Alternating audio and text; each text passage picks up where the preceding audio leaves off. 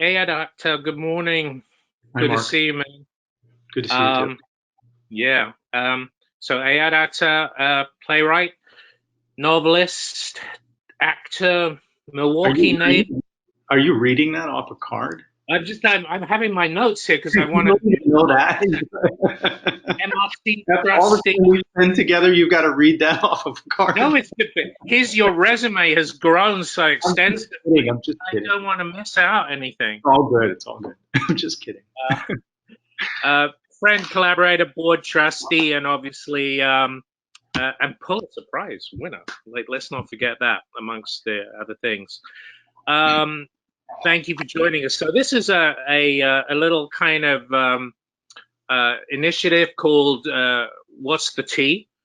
Sort of inspired by my British roots, where we exchange a cup of tea over over like the kitchen table, or virtual kitchen table in our case, and shoot the shit and talk about the woes of the ills and highs and lows of the world. And obviously, there are a lot of lows right now that we're obviously all aware of with this pandemic. But just wanted to talk to some of our closest friends about how we're keeping creative and what we're doing. And we're going to start with something a little more kind of lighthearted, just to start with. I'm interested to know. This is a cup of tea. What are you drinking right now? Uh, well, I have the morning concoction, so which in this case is coffee. It's a transatlantic collaboration. I'm drinking the tea, and you're drinking the coffee. But I do usually drink tea in the afternoon.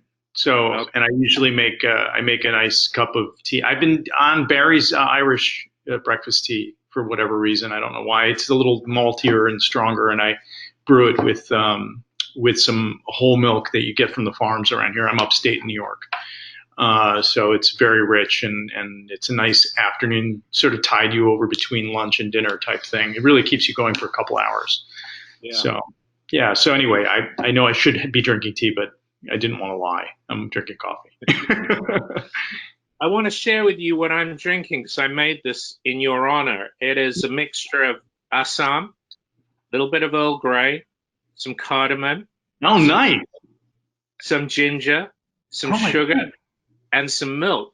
How is And it? you recognize that drink. Yeah. Tell me what you tell Well, everyone what you It's recognize. Mina's recipe in American Dervish. So that's how she makes it in American Dervish. And it's really good. Yeah. Is it hot though? It's got to be really hot. Oh, it's hot. Yeah, Okay, it's good. It's yeah. funny. I made a cup of tea the other day, and Annika was I gave it to her, and she's like, "Oh my God, it's so hot, it burned." And I tasted it was lukewarm. So this sort of Indo-Pak thing is my parents were so obsessive about making sure it was almost scalding. So I guess the insides of my mouth are completely uh, you know desensitized to heat. So it's got to be hot. Yeah. Oh, it's definitely hot and it's absolutely delicious. And every time we get to that section in the book, I always kind of read that and I think I actually have to make that recipe. I need to see what it is, and I'm pretty pleased with the result. Okay, good, good, good. So let's go on to other things. I'm interested, since we've been holed up in the self-quarantining situation, how creative people who are normally like racing around. I know that me and you, like, we're always in one place in another country, another city, catching a plane somewhere, and suddenly here we are in one place. And just trying, I guess, in the last 2 or 3 weeks, because I've had a lot of logistical stuff to deal with, but trying to get my head now, as we become a little bit more stabilized in this new norm, whatever that is, to try and lend my mind to being creative again. And I'm just interested to see how my colleagues, my friends, writers, creators are trying to do that amidst the general worries of what's going on in the world. Can you talk to that? How that's been for you these last 2 or 3 weeks? Sure, I can't really because I haven't been productive, and it's not. Uh, I can speak to the lack of inspiration, if you will. Um, Yeah. I think that the general sense of the disruption, the disconnection, the isolation, and the widespread panic has not been something that I have found um, propitious for creative work. I have a very big project which I'm in the middle of. I sold a TV show to one of the networks before all this happened. About a week before all this happened, we were the last round of meetings in Los Angeles, and so I have a lot of work to do. It's not like I don't have work. I've got a mountain of work ahead of me. But it's been hard to have the necessary focus. I find that even when I do bring myself to sit down and do the work that I need to do on any given day, I'm not able to actually retain. If I'm reading, for example, I don't remember what I'm reading.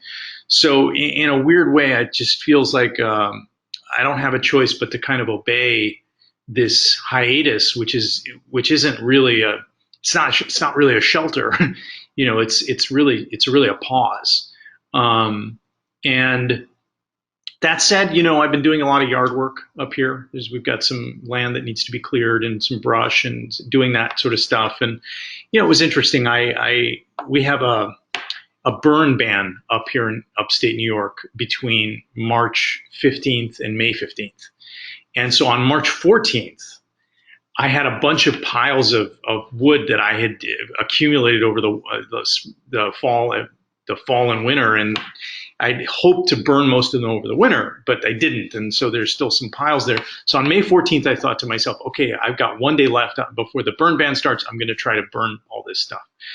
And it didn't occur to me that maybe the burn ban is there for a reason, and that maybe I shouldn't be so cavalier about the fact that there's one day left. And anyway, I went back there and I started burning these piles of wood, and lo and behold, the field catches fire. And inside of 5 minutes, I've got an acre of my property on fire. Right? So I run back to the house and I grab a fire extinguisher and I yell to Annika upstairs, get out here, help me.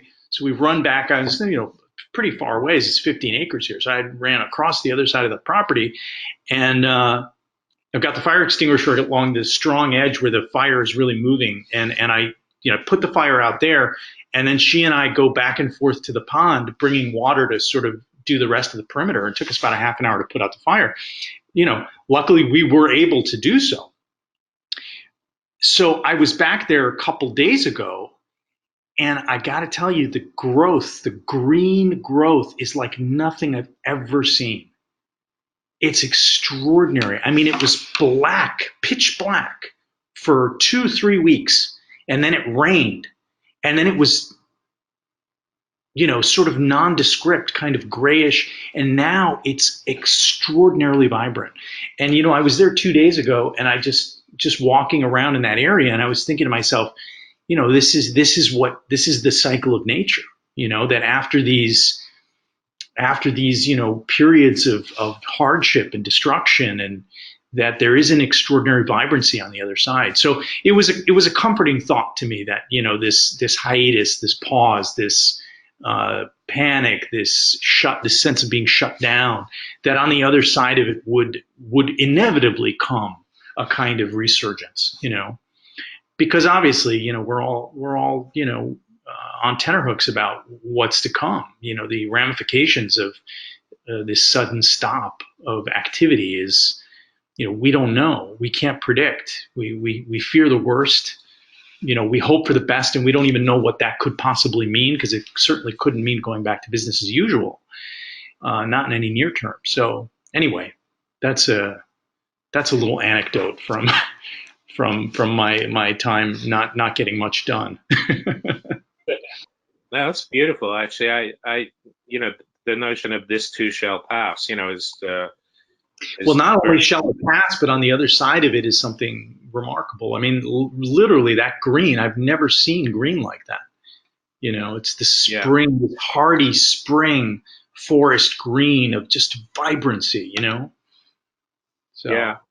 I was thinking back to, what you're saying and your honesty about, not being productive. And I think the conversations that I've been having with other friends about that is, when they're saying, like, I've got all this stuff to do and I just can't seem to get anything done and I'm feeling so down. I think we have to tell each other that's okay, right now. It is what it is to each of us, and when we'll find those times to find some spirit and fighting spirit or some creativity and want to get it written down or dance it out or sing it out, I think that's going to be fine. I think we have to be very easy on ourselves. And, it is a huge adjustment. Just I'm so mindful, as I'm sure everybody is on a day-to-day basis. Just doing certain things, the grocery shopping, which is probably the only thing that I do going out, becomes like quite traumatic, for me. It's quite a stress thing. Are you going into the store? Yeah, I go. So I go into, there's a store near us, and I know the times when when it's busy, and about an hour before it closes, it's huge. It's in Mequon, where Yeah, what store is it?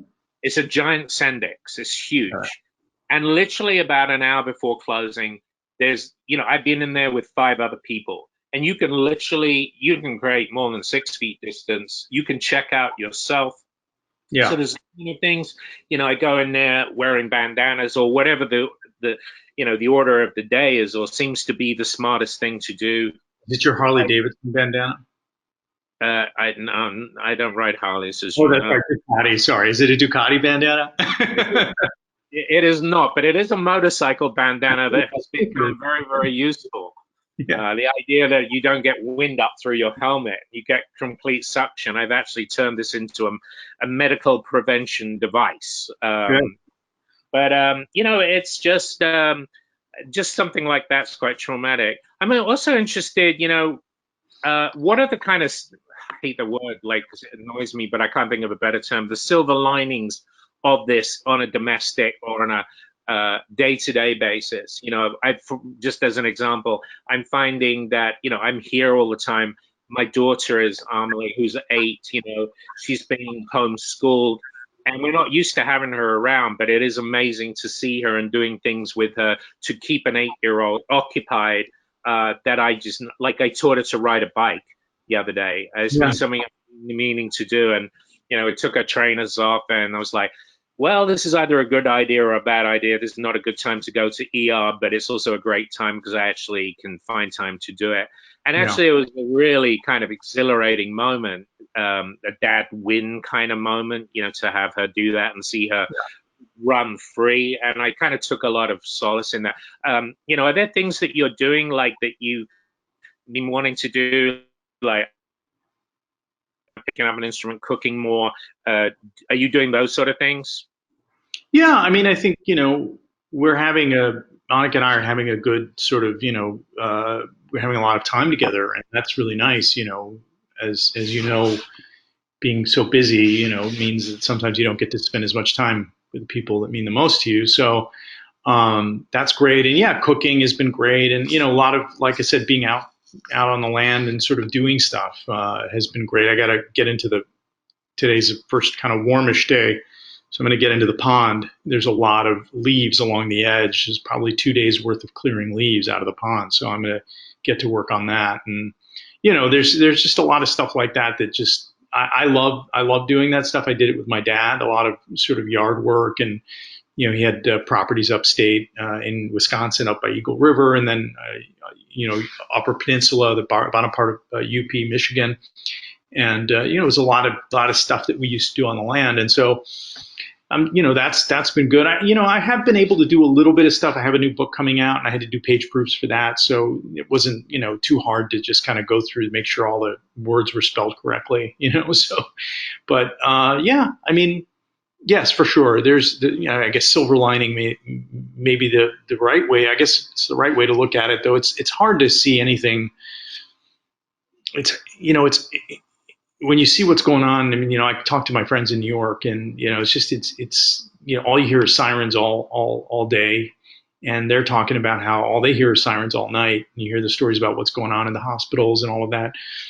I guess I feel fortunate that we're fine for the time being, and that we have food in the pantry, and we've got some surface area that we can walk around, and it's just nice to be able to get fresh air.